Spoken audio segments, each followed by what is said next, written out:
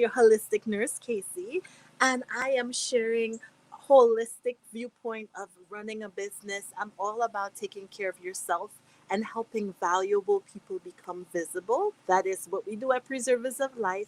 And today, what I am going to be talking about specifically is doing more with less. So, in taking care of yourself and also building a big business, a lot of people, they reach out to me on social media and they're like, Casey, we're seeing you everywhere. Are you really happy? Are you doing okay? And I'm like, oh my gosh, I am like the happiest of my life. I'm doing really, really good. And I understand why they would say that. I understand their concern because there was a time where I spent a lot of time on social media, a lot of time just producing content. Content was it was a thing that I loved doing, but it took so much time. And I learned how to do more with less. And I pivoted my whole entire business to help valuable people like you to do more, show up everywhere all the time, but actually with less of your time. So that's what I'm going to talk about today. You don't have to be my client for me to share some tips and tricks with you, okay? So the first thing I wanted to talk about is, are you using all of your tools, right? So yesterday I had a one-on-one session with a client showing her how to use ChatGPT. Now the woman, she got mad skills, right? But you can't outwork a computer. What I liken it to is like, back in the day, like when I was going to school. So I went to school in the Caribbean. So they gave you an option if like, even though we had calculators, they wanted you to show your work, right? Hated it.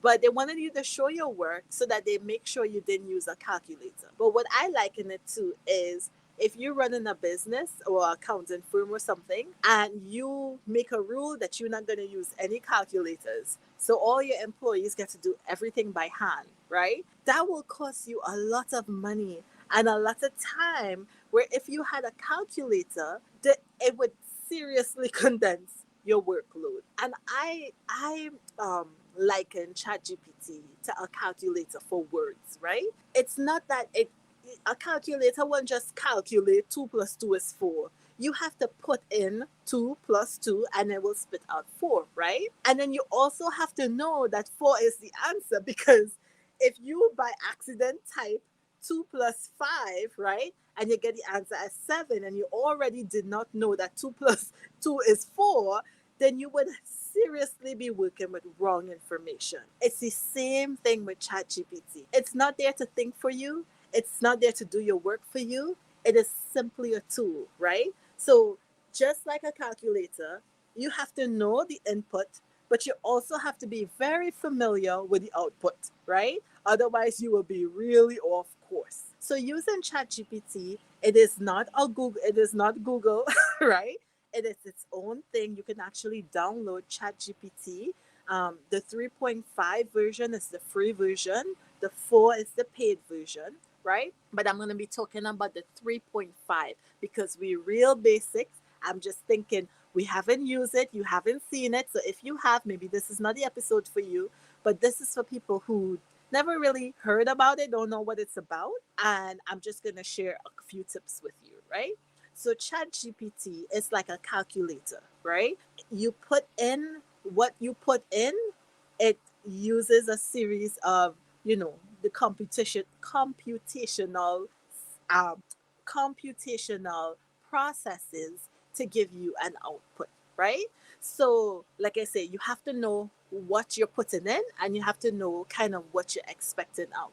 So, for example, if you want to write a letter, or an email, which we do all the time, you want to write an email and you want to tell, you have a specific message, but it takes you time. Think about it. It takes you time to formulate the email. It takes you time to get your punctuation right. It takes you time to get everything, aligned and looking professional looking, right? So, but you know what you want to say, or at least the gist of it. You can put that into ChatGPT, and then you have to tell it what you want it to do. So you have to give it directions and instructions and say, I want you to make this formal. I want you to make this long, short, in Spanish, English, Chinese. However, whatever you want it to do, you give it. The more directions you give it, the better it's going to give you an output, right? So, ChatGPT is a tool that I would highly recommend. Okay, I think that was too much sun for my computer. So ChatGPT is one of the tools, and I could do I will do a whole tutorial on how to use ChatGPT for beginners, right? And there's a lot of stuff on YouTube, I'm sure. The next one, another tool that I want to just mention briefly, which could be a whole tutorial, especially that we are a digital marketing agency. Another tool is Canva. Canva is a tool that helps you create posts, design graphics, and it makes your life so easy. So if you're still doing the old school graphics, there is no need. You can simply make gorgeous, gorgeous flyers, posters, and designs using Canva. And you can do the free, they have a free and paid, and the free is just as good, especially if you're a beginner. Okay. And one last tool I would talk about is a tool such as Calendly that helps you keep track of your calendar. If you are a person and you have a lot of things going on, I definitely would say that's a tool that will be very helpful to you. I know for myself, I was double, triple booking calls. I'm like, Casey, how you expect to be at all these places at the same time? But I got control of my calendar using Calendly, and I sync it to my Google Calendar. So if you haven't heard about these things, maybe you might want to look into it to help you do way more with less time. Okay? Another thing about doing more with less is being able to accept help. Whew, yes, this is a hard thing because usually when we start thinking about help, you start thinking them as a cost or an expense to your business. I just finished reading the book Who, Not How. And that book was so amazing because it helps you to see that instead of thinking, how am I going to get it done? You should be thinking, who can I solicit to help me get it done? You pay them well. I am sure you pay them or you train them or you do a combination of both.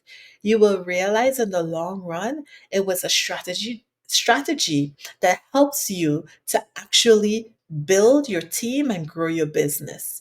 If someone is hiring you to be their team, if you have a team, it will just be excellent results. So learn to accept help and not be doing everything yourself. That will really, really allow you to really grow. And some people, the nature of their work, they might not even need a full on team. And that's why I've created my team where if you are like a coach, we can help you with business development and your marketing. So within my team, you have a team, right? That's working for you instead of you trying to go and manage. Because what I tell my clients is even though you hire a VA, somebody has to tell the VA what to do. And also, because you might be a good coach or you might have a good product, you have a good service, doesn't make you a leader. Leadership is a role in itself, right? So somebody might be hiring a VA when they really need an executive assistant. Somebody might be hiring, someone to help them with social media management when they really need someone to help them with operations. Or they might need business development. So that's something that we do. You don't have to use our services. If you're a person of value, I would just say, know that what you are going after, it might not just be the thing, right? When you think about a whole business, it's an entire operation, right? Okay. The next one I would say is beware of preconditioning for the negative. And I would say this because we do it subconsciously. And I hear it a lot when I'm talking to business owners, especially if they had a prior negative experience. Every experience afterward Oh my gosh, people are so dishonest. Oh my gosh, they don't show up. I can't trust this one. I don't know about the quality of work. I don't know about this. They don't realize the power of the tongue. They don't realize that they're talking what they're gonna. If you say, you can't say, it's not going to work, and then do something and then it didn't work, and then say, I told you it's not going to work. Yes, you told me it's not going to work, so it did not work, right? How about telling me it will work? How about saying, I will find the person that is right for me? How about saying, I had help before and it wasn't the right fit, but I know the right fit is out there for me? How about saying, I have met a few dishonest people before, but I know that there are honest people looking for an employer like me that wants to be part of my team. How about speaking like that and then going into the world and looking exactly? Because the thing about it is, the negative experience you had in the past actually trained you not to have that experience. That failure, or like we say failure, but that experience that was not so favorable actually taught you what you actually need to look for, or what you need to do in order to have a favorable experience. But if you jaded because you had that negative experience, you never get the opportunity to use your hard earned education that you learned through failure. So that's something I would say, precondition for the positive, not the negative. And also, have some faith that you are really, really doing something that is worth the support of the universe in producing all the elements that you need to help you to actually get your work done. Okay. Um, Learn to trust and try again. And this really flows hand in hand with what we were talking about, because sometimes, they say business is about trust. And I always say it's better for you to trust that the work is not a good fit rather than trust that the person is not a good fit, because people do business with people they trust, right? At the end of the day, you could have all the skills, you could be way more qualified in terms of skills and abilities. But if people do not trust you, they will not do business with you. And that's why I talk about my visibility and value package, where you get the tendency where people kind of hide behind their services. You don't even, some businesses, you don't even know who is running the business. It could be some person in China, who knows, right? Because they never appear, right? So when you learn to trust, first of all, I would say, before you learn to trust other people, you have to learn to trust yourself. Trust yourself, but also trusting your intuition, and trusting your intuition about people, and training that intuition, so that instead of going through negative, negative, negative, negative, and then you're bitter, right? Go through the negative experience as experience to train your intuition. When you reflect, you would think, I did have a feeling about this person, or look how many excuses I made before I got to this person, or there was something in me just saying, no. But I went on anyway because I didn't want to look bad, or I didn't want to waste their time, or I didn't want them to think so such and such about me, right? But as you go through experience after experience, your trust in yourself and in your intuition should be growing. Okay? And then try again, right?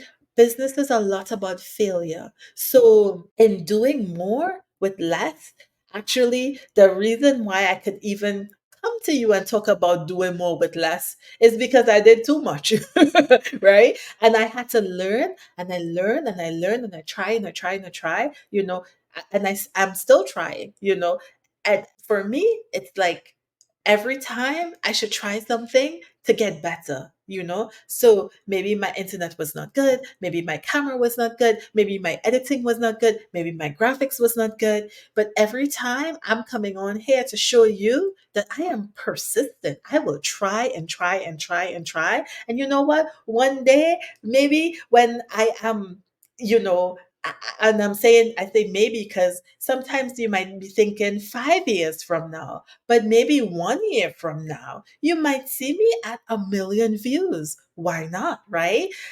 I keep trying and I hold it. I hold that vision and I keep trying and trusting, and it gets better and better. And that's an affirmation I always say. Every day in every way, I get better and better. And that's something I would share with you.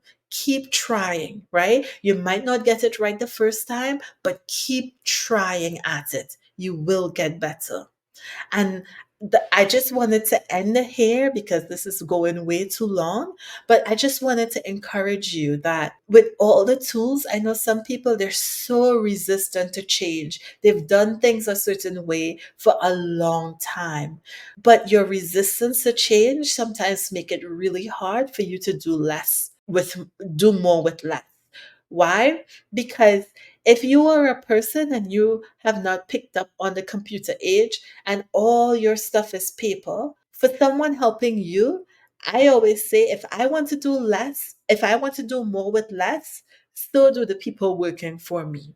So it might mean upgrading to some form of digital way. You can still keep your paper, but upgrading so that when people come to work with you, they could do more with less as well.